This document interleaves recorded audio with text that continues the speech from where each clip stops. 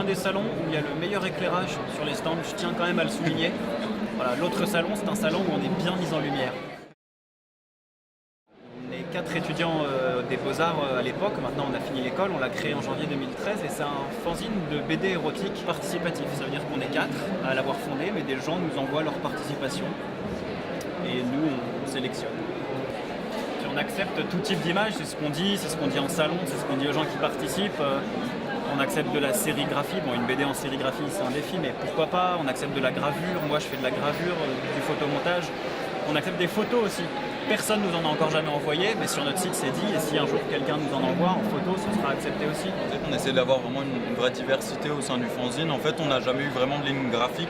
Alors évidemment, on va toujours préférer une bande dessinée qui est lisible, où c'est clair d'y voir quelque chose, où l'histoire est compréhensible.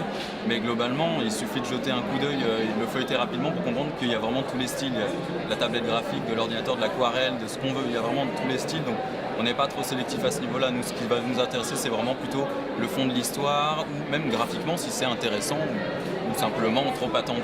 Maintenant, on entend des gens quand ils regardent notre fanzine, il y a 2 écoles en fait. Il y a ceux qui nous disent ah mais c'est pas érotique, c'est porno.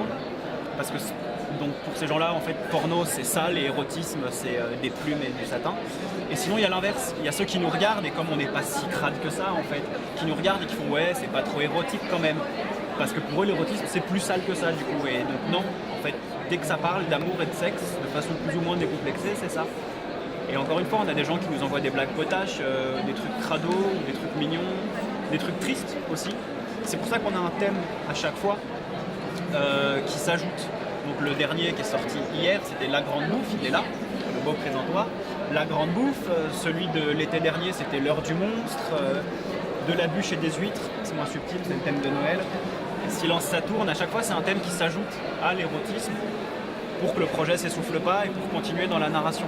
Et l'idée c'était vraiment de faire quelque chose qui sortait de l'école pour créer une volonté d'indépendance à ce moment-là.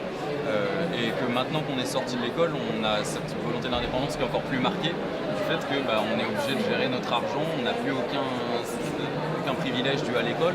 Donc on fait avec l'argent qu'on a réussi à accumuler tout doucement.